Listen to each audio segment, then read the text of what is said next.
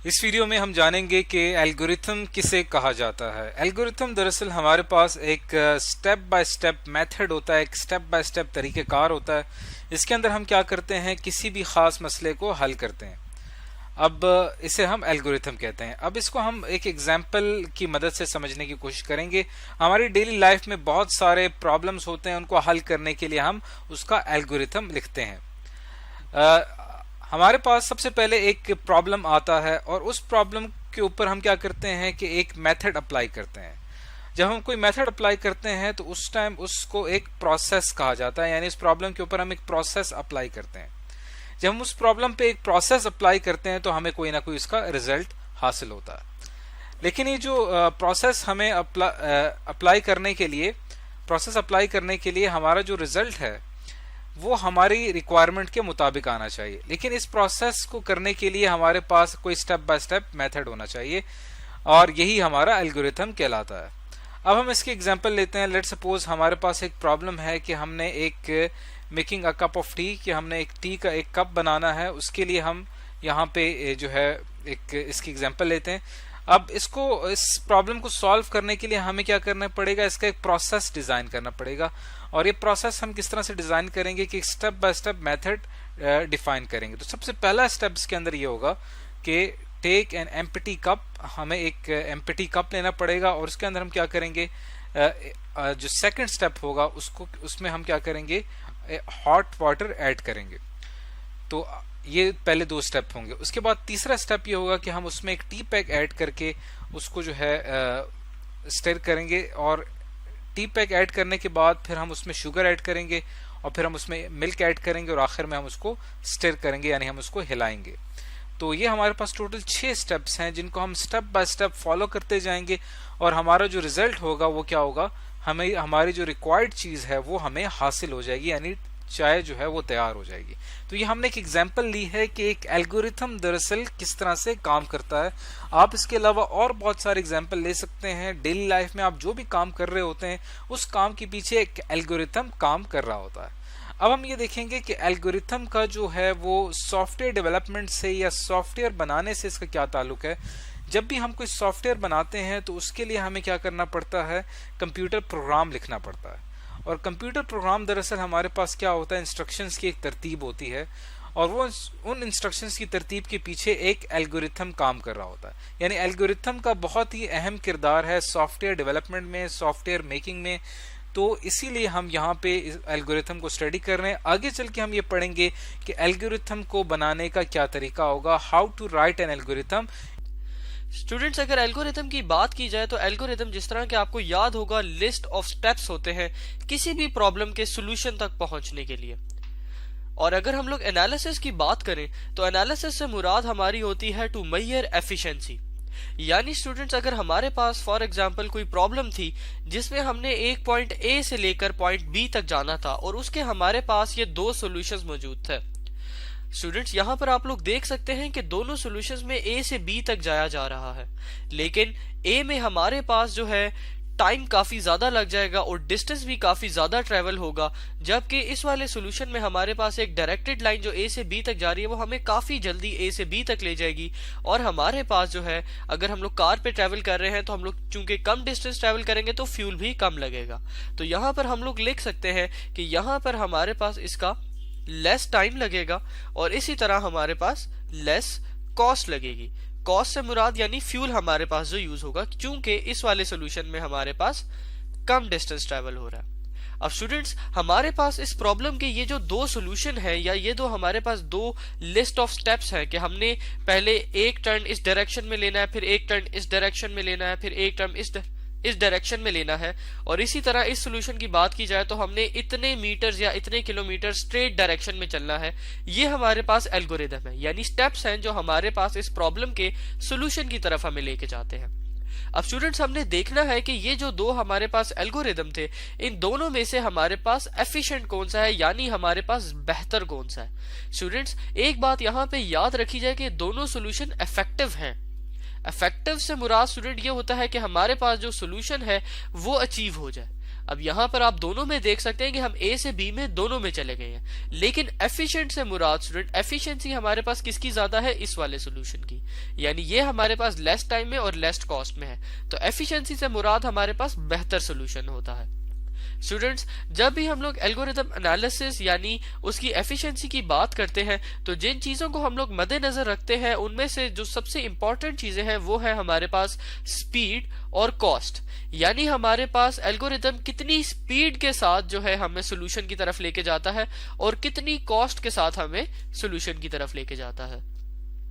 Students, आपको हमारी पिछली वीडियो से याद होगा कि स्पीड हमारे पास जितनी ज्यादा होती है एल्गोरिदम की, हमारे पास जो टाइम टेकन होता है वो उतना ही कम होता है, और हमारे पास ये फेवरेबल है कि हमारे पास कम से कम टाइम में यानी लेस टाइम में हमारे पास जो है सोल्यूशन की तरफ हम लोग पहुंच जाए। यानी स्टूडेंट्स, अगर हमारे पास स्पीड जो है ज्यादा होगी तो हमारे पास टाइम क्या लगेगा, कम लगेगा, और इसी तरह स्टूडेंट कॉस्ट जो है हमारे पास ये कम लगनी चाहिए, यानी फ्यूल जो है हमारे पास अगर इस एग्जांपल की बात करें तो कम से कम लगना चाहिए। स्टूडेंट्स, अगर कंप्यूटर प्रोग्रामिंग की बात करें तो स्पीड की जब भी हम लोग बात करते हैं तो हमारा फोकस होता है टाइम टेकन पर, जो जिस तरह अभी हमने यहां पर देखा कम से कम होना चाहिए। और इसी तरह अगर हम लोग बात करें कॉस्ट की तो इससे हमारी जनरली मुराद होती है स्पेस, यानी अगर मेरा कोई भी एल्गोरिथम स्टूडेंट रन कर रहा है तो वो मेरे कंप्यूटर की कितनी मेमोरी या कितनी स्पेस को यूज करेगा। तो स्टूडेंट्स, ये भी हमारे पास कम से कम होनी चाहिए, यानी जो एल्गोरिदम हमारे पास कम से कम टाइम में और कम से कम मेमोरी या स्पेस को यूज करते हुए हमें सोल्यूशन की तरफ ले जाएगा वो हमारे पास इफेक्टिव तो होगा क्योंकि वो एक गिवन सोल्यूशन में से एक सोल्यूशन था, लेकिन उसी के साथ वो हमारे पास मोस्ट एफिशिएंट भी होगा, यानी कि सबसे बेहतर भी होगा, चूंकि उसने सबसे कम टाइम लिया और सबसे कम स्पेस या सबसे कम कॉस्ट के साथ हमें सोल्यूशन की तरफ लेके गया। अब स्टूडेंट्स यहाँ पर इन दो हमारे जो मेजर फैक्टर्स हैं स्पीड और कॉस्ट, इनके अलावा हमारे पास कुछ और भी चीजें हैं जिनको हम लोग मद्देनजर रखते हैं एल्गोरिदम की एनालिसिस करते हुए।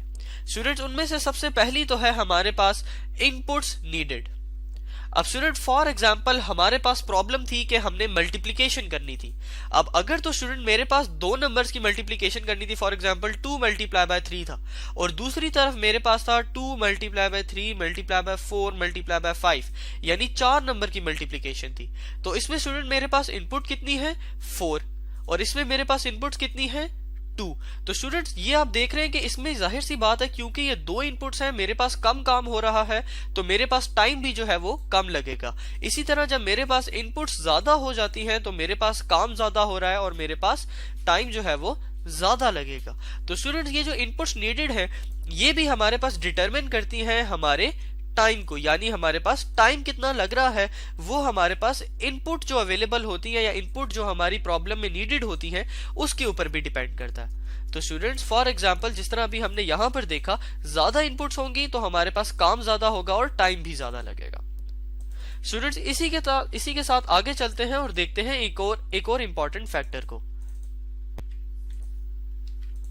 तो स्टूडेंट, वो फैक्टर है हमारे पास प्रोसेसिंग टू बी कंप्लीटेड, यानी स्टूडेंट्स अगर हम लोग इस वाली एग्जांपल को देखें तो यहां सोल्यूशन तक पहुंचने के लिए अगर इस वाली एल्गोरिथम की बात करें तो हम लोगों ने यहां से स्टार्ट किया और सिर्फ हम लोग सीधा सीधा चलते गए और हम लोग अपनी सोल्यूशन यानी पॉइंट बी तक पहुंच गए। लेकिन अगर मैं इस वाली जगह की बात करूं तो पहले मैं इस डायरेक्शन में गया, फिर मैं इस डायरेक्शन में गया, फिर मैंने अपनी डायरेक्शन दोबारा चेंज की, फिर दोबारा चेंज की, और इस तरह करते करते मैं काफी टाइम बाद और काफी ज्यादा डिस्टेंस ट्रेवल करने के बाद बी तक पहुंचा।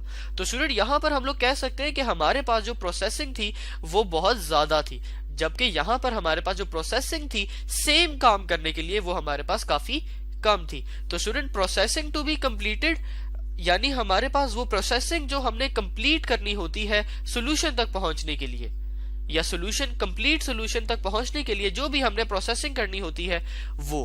तो स्टूडेंट, अगर ये हमारे पास ज्यादा होगी तो ज्यादा प्रोसेसिंग के लिए हमारे पास ज्यादा टाइम लगेगा और हो सकता है उस ज्यादा प्रोसेसिंग के लिए स्टूडेंट्स हमें ज्यादा स्पेस की भी रिक्वायरमेंट पड़ जाए। तो स्टूडेंट, ये हमारे पास प्रोसेसिंग जो है ये हमारे पास कम से कम होनी चाहिए, यानी हम लोग कम से कम प्रोसेसिंग करके बिल्कुल इस वाले सोल्यूशन की तरह कम से कम प्रोसेसिंग करके हम लोग सोल्यूशन तक पहुंच सके प्रॉब्लम के। और स्टूडेंट बिल्कुल इसी तरह हमारे पास आखिरी जो एक फैक्टर कंसीडर किया जाता है वो है हमारे पास करेक्ट आउटपुट्स का। स्टूडेंट यहां पर करेक्ट आउटपुट से मुराद हमारी ये है कि हमारे जो एल्गोरिदम था उसकी इफेक्टिवनेस में मसला आ जाए। यानी स्टूडेंट जिस तरह कि आपको याद होगा कि इफेक्टिव से मुराद ये होती है कि हमारा डिजायर्ड सॉल्यूशन, यानी अगर हम लोग इस वाली प्रॉब्लम की बात करें तो यहां पे हमारा डिजायर्ड सॉल्यूशन क्या था कि हम लोग ए से बी तक आ जाएं। अब स्टूडेंट फॉर एग्जांपल मेरा ये वाला जो एल्गोरिदम था, किसी वजह से मैंने इसको कहा कि मैंने ए से बी तक जाना है, लेकिन ये मुझे यहां पर लेकर आ गया एक पॉइंट सी पर, और यहां पे आके एल्गोरिदम मेरा स्टॉप हो गया। तो स्टूडेंट ये मेरे पास करेक्ट आउटपुट नहीं दे रहा। तो स्टूडेंट ये हमारे पास सॉल्यूशन इफेक्टिव ही नहीं रहा, तो एफिशिएंट तो काफी दूर की बात है। तो स्टूडेंट ये भी हमारे पास एक इंपॉर्टेंट फैक्टर है कि हमेशा जो हमारा एल्गोरिदम हो वो हमें करेक्ट आउटपुट दे। करेक्ट आउटपुट से मुराद जो आउटपुट हम लोग चाहते हैं, यानी कि हमारी जो डिजायर्ड आउटपुट है। यहां पे हम लोग लिख सकते हैं स्टूडेंट जो हमारी डिजायर्ड आउटपुट है, यानी हमारी डिजायर्ड आउटपुट इस वाले ऊपर वाले केस में क्या थी कि हम लोग बी तक पहुंचे, लेकिन ये हमें इस वाले केस में बी तक नहीं लेकर आया, तो ये करेक्ट आउटपुट नहीं जनरेट कर रहा। तो ये हमारे पास इफेक्टिव भी नहीं होगा और थस हमारे पास एफिशिएंट भी नहीं होगा। तो स्टूडेंट इस वीडियो में हमने देखा कि एल्गोरिदम एनालिसिस हम लोग कैसे करते हैं, और उसके लिए हम लोग जो फैक्टर्स देखते हैं वो हमने देखे, जिसमें हमारे पास स्पीड और कॉस्ट सबसे इंपॉर्टेंट है, और उसके बाद हमारे पास तीन और फैक्टर्स बल्कि स्टूडेंट्स हमने देखे, जिनमें एक हमारे पास इनपुट्स नीडेड है, एक प्रोसेसिंग टू बी कंप्लीटेड है, और एक है correct outputs. Thank you students.